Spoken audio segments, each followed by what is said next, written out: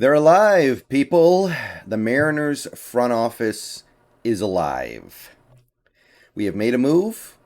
Hopefully, it's not the only move that we make, but we have made a move and it does have some ramifications. So, the Seattle Mariners traded for Adam Frazier from the San Diego Padres.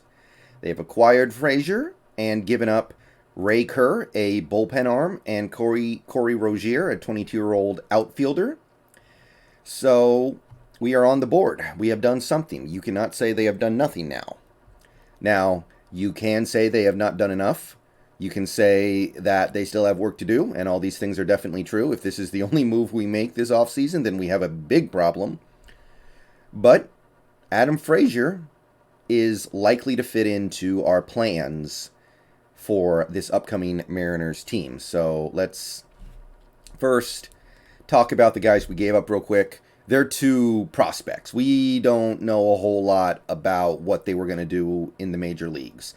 Ray Kerr can throw 100 miles an hour. I know that, which, hey, cool. I looked at his stats from AA, AAA. He didn't have a whole lot to hang his hat on. He had some seasons with a pretty decent ERA. But I didn't see a whole lot there that made me really sad that we lost him. And Cory Rozier, the dude hits for high average. The dude was absolutely peppering the ball all over the baseball field. But we're kind of overloaded on outfielders right now anyway. So Cory Rozier going, that's cool. I totally understand why you would prioritize other things over another outfielder. So two guys who clearly have some talent. I'm not going to sneeze at a bullpen arm who can throw 100 miles an hour, who can hit 100 on the gun. But Adam Frazier should fill the hole at second base. And that's far more important right now than more outfield depth when we're already kind of having our cup runneth over when it comes to guys out there. Okay, so now let's talk about Adam Frazier as a player. He is about to turn 30, so not old yet. Not young, but not old. And he made the All-Star game last year off of an unsustainable BABIP. He was batting .324, absolutely killing it. Ops plus of 127. Awesome season. Like I said, made the All-Star game for the Pirates. Then he went to the Padres. And, well, okay, that's a little harsh, but he did fall off pretty hard. And mostly it was because his BABIP reverted to the norm. It reverted to the mean. He became the guy that he was his whole career. And what he did in Pittsburgh over the first 100 games of the season was clearly an outlier. So, nevertheless, if you take a look at the body of work of Adam Frazier over his career, most of it spent in Pittsburgh, the last 57 games spent in San Diego, you will see a guy who makes pretty good contact. He just doesn't do a whole lot beyond that. If you look at it from 2017, 2018, 2019, these three seasons that form most of what we've seen of Adam Frazier, he hits about 275, 277, hits in that 270 to 280 range pretty consistently. And he's giving you an ops plus anywhere from league average to a little above league average. Not a whole lot of power. So he gets on base. But we're not talking about a whole heck of a lot beyond that. So he has a lot in common with J.P. Crawford. So if he plays second base, which he probably will, I think that's where he spent most of his time as a player.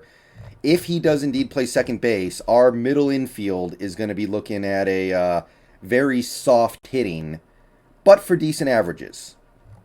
J.P. Crawford had a good batting average last year, but his ops plus was right around league average because he didn't hit for any power. He would hit the occasional double, but a lot of just banjo swinging, a lot of just single. A lot of his hits are just getting on base, and then there's not a whole lot going on after that. And Adam Frazier doesn't even really steal bases, so it's not like he's going to turn that single into a free double or nothing. So Not the most exciting thing in the world, but both these guys, and this is one thing that I saw coming out of this trade that a lot of people had to say in the positive section.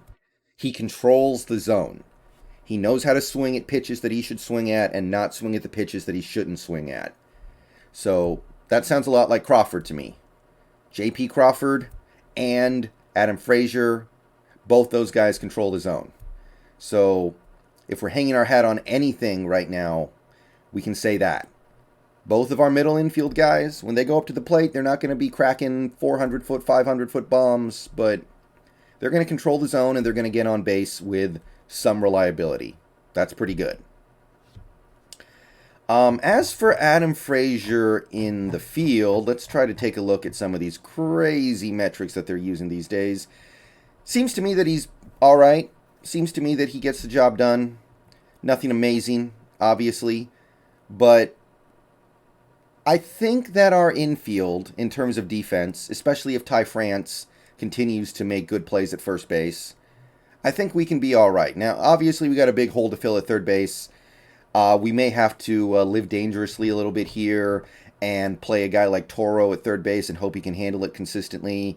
We need to hope that he can handle. The long throws over to first base routinely. Maybe we need to put a guy like a Trevor Story over there at third base and hope that he can handle it. But I think we've got an infield that should be able to protect our pitchers at least decently well. We know Crawford's pretty good on D. So as long as Adam Frazier can hold up his end of the bargain, we've got most of a pretty good defensive infield, I think. These stats, these fielding stats can wildly fluctuate from year to year. So I'm not going to cash all my checks on just these very convoluted and tricky numbers to deal with. But there's some good stuff here. So Adam Frazier is the first grab of this offseason. And I like it. I'm not saying anything bad about it. But if this is all we do, then we have a problem. We need one more. We need probably one more infielder. We need somebody who can go play third base because I want Toro to be a pinch hitter mostly. Be like somebody in chat, I think it was Jake yesterday, said Mark McLemore, a utility player.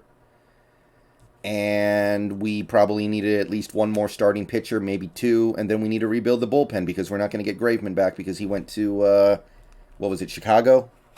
I think he went to Chicago. But with Adam Frazier here, if you take a look at the lineup, the way it's coming together as of right now, it sounds pretty good. I was doing this in stream last night with the guys, trying to put together what the lineup would look like once we actually got on the field, if nothing else changed. And keep in mind, there's got to be one more bat coming, right? Like, we're not really going to go into the season with this little power in our lineup. Like, the only guy in our lineup right now who we know is going to slug 30-plus home runs is Haniger, if he plays every game. So, let's go through the lineup here. Crawford's leading off, and now we got Frazier probably in the 2-hole. So both your top two guys are guys who know how to control the zone. They get on base. They're not going to hit for a lot of power. It's going to be a lot of singles, going to be some walks, but they get on base pretty well. They're going to have probably league average or slightly above league average ops plus. And then in the 3-hole, you got Ty France. Hey, awesome. Mitch Haniger in the 4-hole. Awesome. 5-hole. Kyle Lewis, he might have some pop in his bat. It seems like he can hit for power, but it's been so long since we've seen 100% healthy Kyle Lewis, we don't know. 6-hole, probably Jared Kelnick. 7-hole would be Luis Torrens. 8-hole, Abraham Toro. 9-hole, Cal Riley. Something like that. That sounds pretty decent to me. I still want to put Toro on the bench and have him be our pinch hitter and utility player. I want to see him play a lot of different positions next year. I want to see him come in for clutch at-bats. Last year, we didn't really have anybody who could pinch hit off the bench. We didn't when we were in those high leverage at-bats late in the game, and we had guys on and we needed a hit, we almost never, ever pinch hit for anybody because we didn't have anybody. Like we would throw Cal Riley out there in those big situations, and we just have to deal with it. And I don't want that to happen again this year. So I want to bring in at least one more bat. Like there are still guys you can get, like Suzuki, the guy from Japan. You can get maybe still Marcus Simeon. You can get Trevor Story, and let us move Toro to the bench. That's how I see it coming together right now. It's coming together, but it's not going to come together by itself. You got to do something to make it come together. See you guys later. Go Mariners. First move better not be the last move.